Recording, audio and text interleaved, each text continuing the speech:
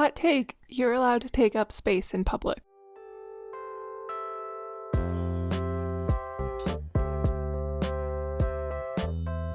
Hello! Hi! I hope you're all well. I'm filming a very different video than what I normally do. If you've been around, normally I make videos about knitting patterns, giving inspiration for different patterns in it, my own knitting life, and sharing progress on my projects. But today I'm making a kind of different video. I recently downloaded Threads, which is like Twitter's or Instagram's version of Twitter, and there I stumbled across this kind of niche drama about knitting in a movie theater and if it's okay to knit in the movie theater, and I just was so interested in the conversation happening that I wanted to sit down and talk about it. I love watching niche drama videos. They're kind of one of my favorite genres. I've watched videos about sewing, different reality TV shows I've never watched, so I thought it'd be fun to do one myself about knitting, which is something I really do care about and am invested in, so can hopefully add to it as well. So I'll tell you a little bit about the situation, and then I think let's talk about it. So first of all, what happened earlier this week? So it's the week of February 10th. Earlier this week or over the weekend, the user Laura Dye on Threads posted about her experience in a movie theater where she'd been knitting during the movie, and an old man, she'd gone alone to the movies and had brought her knitting. An old man came and sat down next to her. He was kind of late coming into the theater, and it was one of the only few seats open, so he sat next to her, and she was knitting during the movie, and eventually he asked her to stop because he found it distracting. After this situation, she just posted about it on Threads to say, am I overreacting? I really wanted to knit, and it felt kind of like a overstep that she did stop knitting, but was sad about it and felt like it was kind of not fair for him to ask her.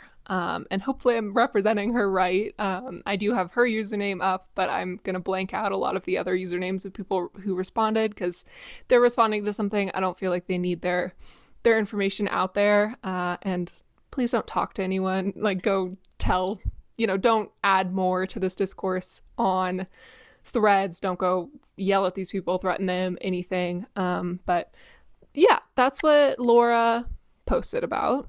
And a lot of people had opinions. It was very interesting reading through. I think I spent like 2 or 3 hours just reading through the replies, and then kept getting more and more other posts about it throughout the next week about people's takes on this knitting in a movie theater situation. So it was interesting. Overall, like, the situation itself, not very dramatic. I mean, someone was doing something that, it's a quiet activity, knitting, and doesn't take a lot of space, so someone's doing that in a theater, someone else finds it distracting and respectfully asks them to stop. Totally fine. But the responses were so interesting. Some people were accusing both sides of ableism and saying it's ableist to knit in a movie theater, and then others were saying it's ableist to not let people knit in a movie theater.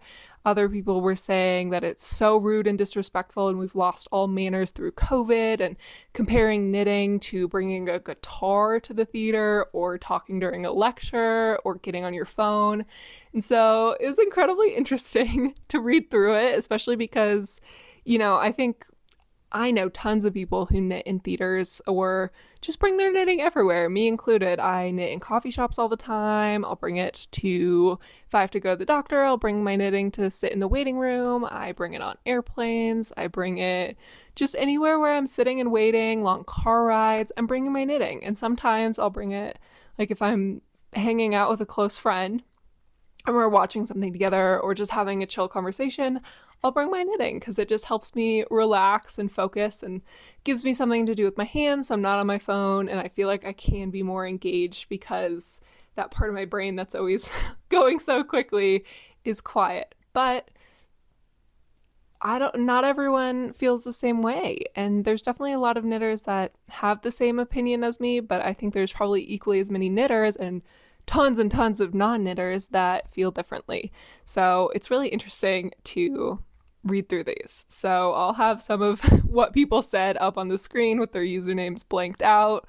But people saying they'd get the manager and how rude and entitled it is to knit in public and knit in the theater. So it was really interesting.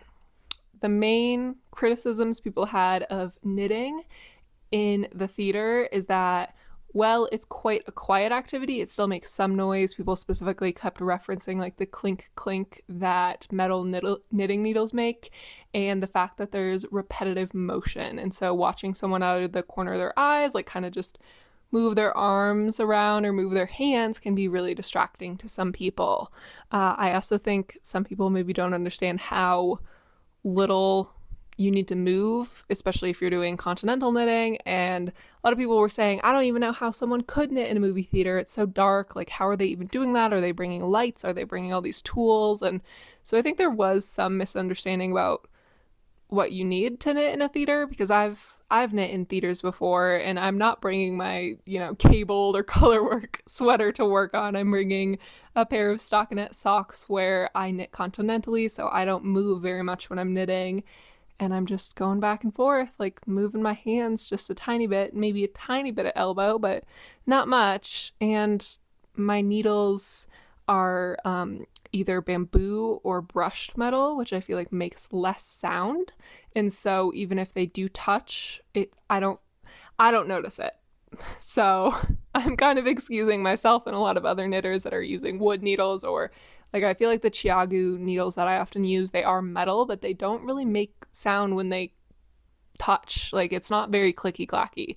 So there might be some misunderstanding about how quiet knitting is, but there was still so much vitriol, people saying that they'd be in tears at the end of the movie having to try to focus with a knitter next to them, and people saying like how distracting and rude it is, and why aren't you paying attention to the movie, or saying, it's disrespectful to the other people in the audience and the movie itself and the actors and everything, because you should be paying your full attention. And there was this claim of ableism that a bunch of people made, saying that a lot of people have misophonia or ADHD or autism, or just are anxious and have conditions where it's really hard to tune out other sounds and other kind of movements or things like that. And I can really relate to that.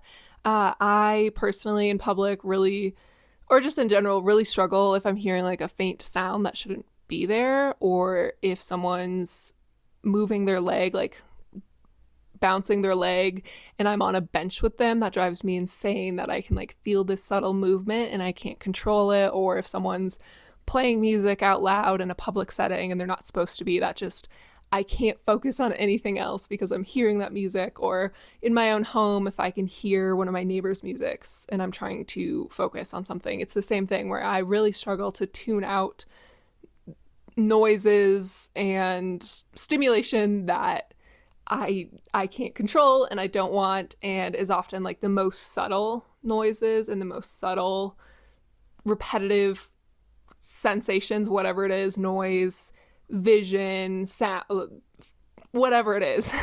Having touch, like having that repetitive sound, my cat's licking themselves, the sound of my cat's water bowl, they have an automatic water dispenser, and when it starts getting empty and I can hear the motor, drives me insane. So I do really get it, that if the clinking of needles that is pretty repetitive, or someone being able to see someone like repetitively moving their shoulder or their arm out of the corner of your eye, I can really see how that would be distracting. And like I felt that feeling of I desperately want to focus on something and I can't because this person is doing something and I just wish they'd stop, and getting so frustrated. I've been there a million times. I've called people crying because my neighbor was playing music and I wanted to go to bed. So I really get it. But it's interesting to me that people couldn't tune out the sound of popcorn eating, or could tune out the sound of someone eating popcorn at a theater, which is equally as, probably more disruptive. It's a lot louder, and much larger movements, I'd say. Or someone, eating nachos or hot dogs, or all the different foods that you can bring to a movie or get at a movie that are very loud as well. Or not very, but louder than knitting, and take more movement than knitting. And just I find more distracting to have someone sitting next to me like eating popcorn, or people play with their straws and all this kind of stuff that is just acceptable at a movie and does make a lot of noise and has that repetitive motion is fine. But knitting, which is quieter, is not in some people's eyes. And a lot of people agreed with that as well. I'll have some people also saying, why can't you knit? Because people are eating popcorn, people are eating nachos. Like, there's a ton of other noise happening in a theater. Like, it's not just everyone sitting silently with their hands in their lap. Like, that's not how humans exist, especially when they're making movies now that are like 3-4 hours long. So I think that it's fair to move around, have some expectation that you can move, eat, make small noise at a theater, or make small movements at a theater, adjusting, all of that's completely acceptable. So it was really interesting to see that vitriol. And for me, experiencing that frustration and inability to focus when faced with repetitive noises or repetitive motions myself, I kind of take it as my responsibility to get over that. And I don't want that to come off as not caring. I get it. It's very difficult to tune out external noises. I've been brought to tears because the sound of something is bothering me. But I also know that people have a right to make noise. People have a right to exist. And if I'm in a public space, I can't control the way that other people are acting. And there are certain norms of like, I would 100% be very frustrated with someone being on their phone during a movie. That happens constantly, and that is incredibly disruptive, and that is against our social norms. It's against the rules of pretty much every theater to have your phone out. So that's, a level of that is not okay. But there's a lot of, people bouncing their legs. I can't control that people are doing that. People don't even realize they're doing it a lot of the time. And I have to get over that frustration for myself. Like, I can ask someone kindly to stop if they're close enough to me, but oftentimes, they're too far. And I just have to accept that people are going to behave in ways that I wouldn't and I don't like in public, but that they have a right to exist. They have a right to take up space in public just as much as I do. And I have a responsibility to control my own reactions and kind of focus, like really put my energy into refocusing and letting that stimulation or that sensation fade away a little bit. And then over time, I've noticed I'm less sensitive now because I've been doing that for years now to really just try to tune out things that are frustrating me. I can notice it, say that is frustrating, but I can't control it. I need to move on. And over time, it's become easier to do that. So I think that this is a good example of saying these are my needs, and so therefore everyone has to meet me there, but not bringing the same energy, I guess. Because I've seen that a lot lately in a lot of social media and a lot of things. There is a trend of these are my special needs with my mental or neurodivergence requires this, and expecting people to meet you there or give you special treatment because you have your own needs that are different and like that make life sometimes harder. But it's also, I don't know, we're all different and we all have to accommodate ourselves and take responsibility for making those accommodations for ourselves. And sometimes that means putting yourself in a frustrating situation to gain the skills to the next time it not be so frustrating. And so I think it's fair for people to take up space and do something that you don't like in public. Like, you're allowed to be frustrated by it, but people are allowed to knit or talk or do things. And, there's movie theater etiquette about being quiet and paying attention, not moving too much, but knitting doesn't make that much noise. So it was really interesting trying to read through those responses and try to understand it because, I understand what it feels like to have those feelings of, can someone please just stop doing this? I can't focus at all, and I'm so frustrated by this. But it's just, I don't know, it's hard when the movie theater also includes so many other loud noises, or not even loud noises, but other repetitive noises like popcorn and other things. So it's hard.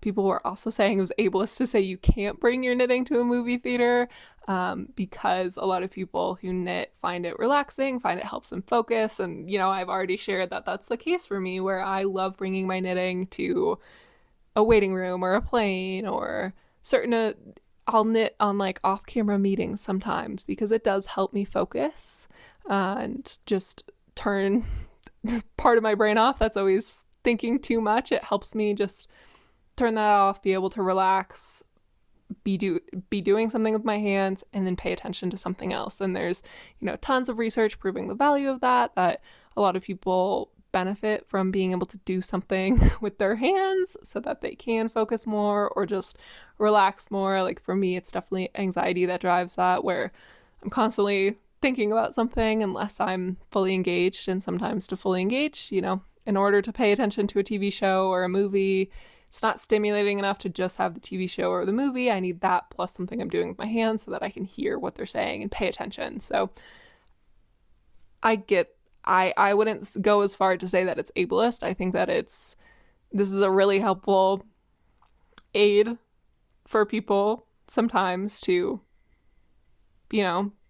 stim or whatever, have an aid, have a sensory toy.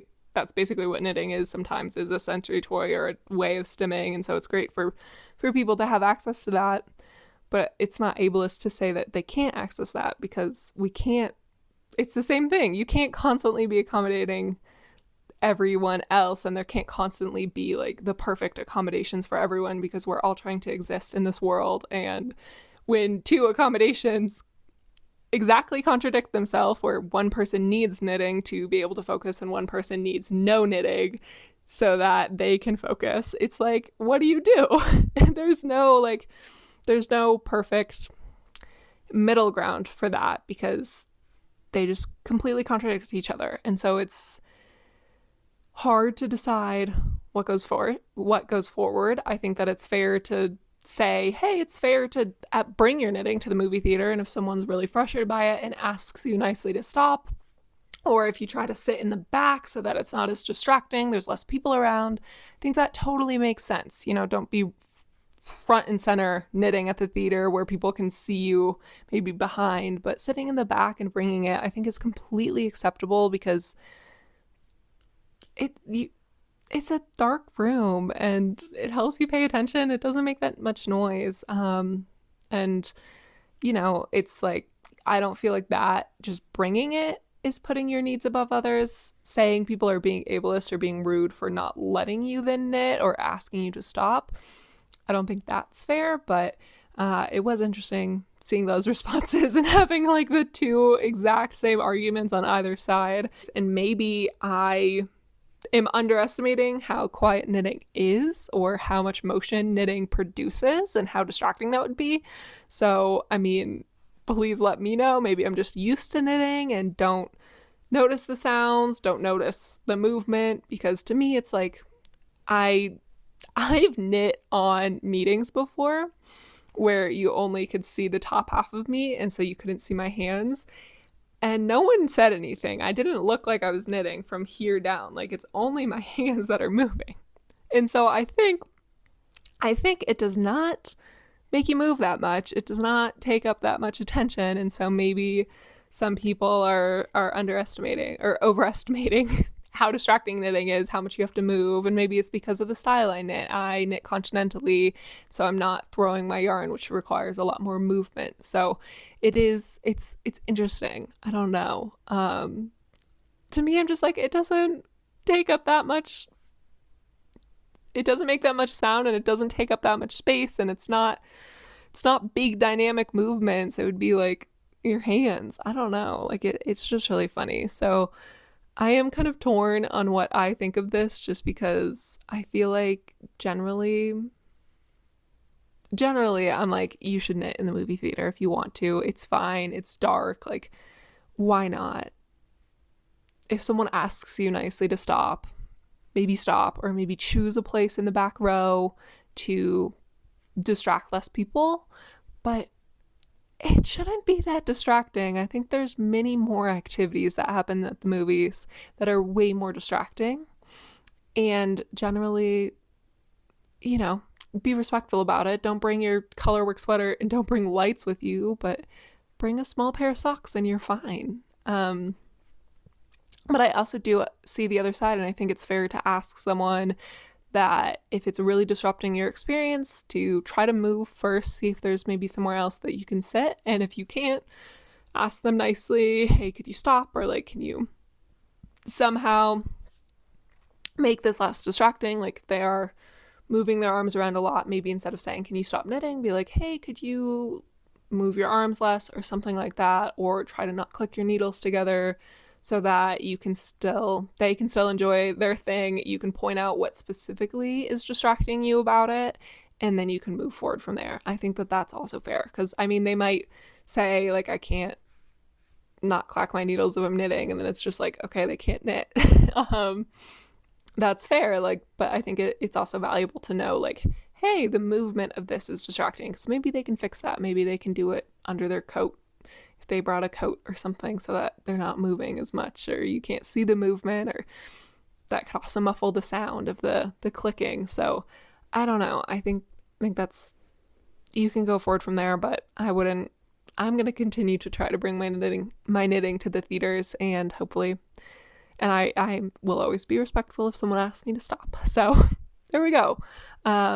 I do also think, some final thoughts. It was interesting reading through all of these comments as well, because some people were pointing out the fact that, well, some people were saying like, oh, people who do these cozy grandma wholesome hobbies think that they can get away with so much. And so that was an interesting take of someone saying, just because you're doing a wholesome activity doesn't mean that you can be disruptive. And I think that was interesting. I mean, I will say, every single time I knit in public, I'm approached by someone saying, oh, how wonderful, my grandma used to do that or something. And it's always a nice thing. So it's definitely seen as this very wholesome activity, but that doesn't make me feel any better about doing it. That's not why I'm knitting in public. It's just, I'm in public and I want to knit. And so I do.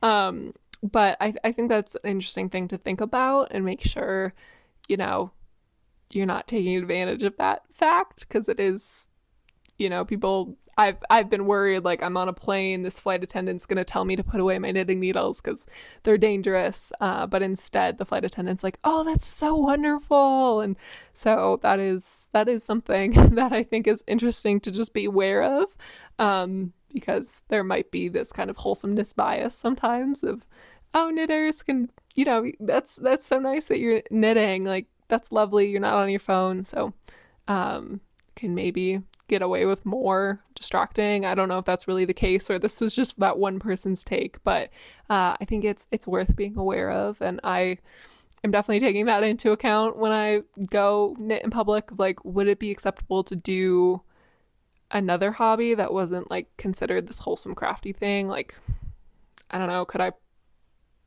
I don't really know what else you could do that's not like a little wholesome craft, that's like not being on your phone, which is just kind of rude because it takes a lot more of your attention. But if you could like play Sudoku or something, or like, that's just something that doesn't have as much of this like reputation of being like a wholesome grandma thing.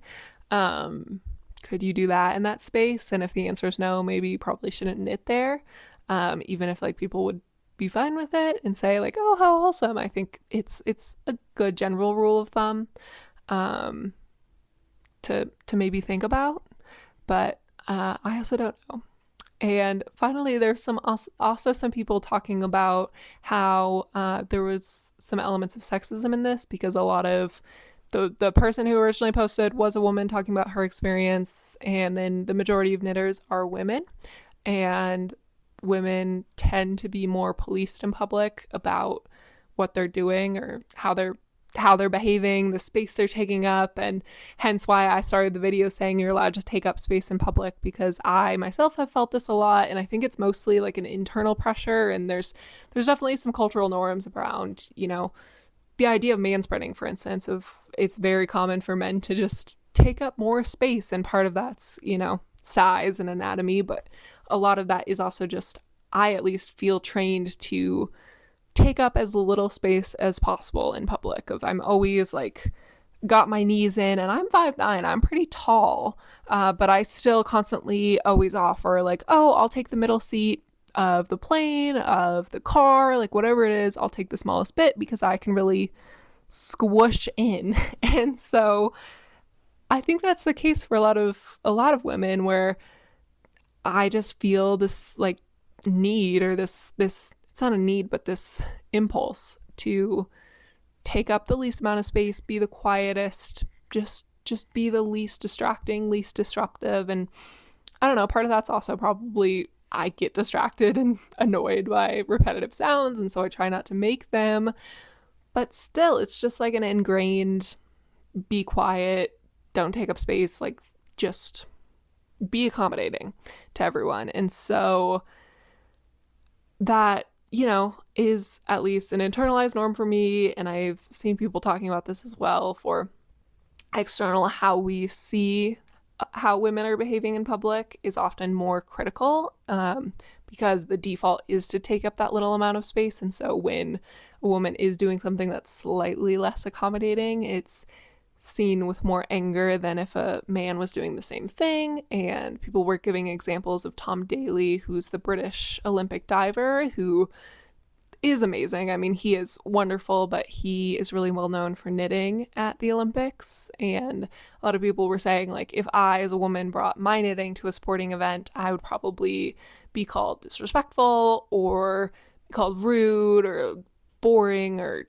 have, different insults thrown at you, because it's not seen as something, it's seen as more disrespectful, and more assumed that you would like knitting, first of all, and then more assumed, I feel like, that you would be respectful, versus when Tom Daley does it, it's like, oh wow, a man who likes knitting, and this like, oh, how fun, he's staying busy in between these trials, whereas women doing it is just maybe comes off differently.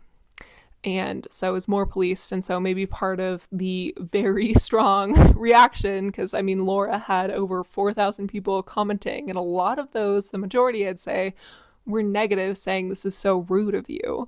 So I think we can maybe explain part of that reaction by looking at sexism. I mean, there's sexism in so much of everything, and so this could be another example of overly policing women in our society, and putting women just at a higher standard of behavior. And so when this woman wants to do something that's maybe slightly distracting, but nowhere near as distracting as other things that happen at movie theaters every single day, that's seen as not okay, as selfish, as rude, as forgetting how to behave in public. So yeah, very interesting. I feel like this is a weird one. I mean, I know how I feel because I am a knitter. So I feel like it's fine to knit in public, and knitting in a movie theater I think is fine, as long as you're being respectful, you're not throwing your elbows, you're not bringing a huge project, and you try to sit in the back. I think it's fine. And I also think it's fine that old man asked her to stop knitting. I think that is also totally acceptable. It's just the response that frustrates me, of the amount of people saying how rude it is. And so I wanted to talk about it for that reason. And I know that I have a big bias here, because I am a knitter who enjoys knitting during TV, during movies, mostly in my own home, but still. So I wanted to talk about it, and I'd love to hear your opinions as well. I imagine the majority of you are knitters as well. So you might feel the same as me, but please tell me what you think as well. And let me know if this was a fun format. I'm just trying a few new different things and wanted to talk about something else than I normally do. So I hope you enjoyed it. Let me know what you think down below. Any thoughts you have, share them. I'd love to listen. And with that, I'm going to sign off, and I will see you again on Sunday. Okay, bye.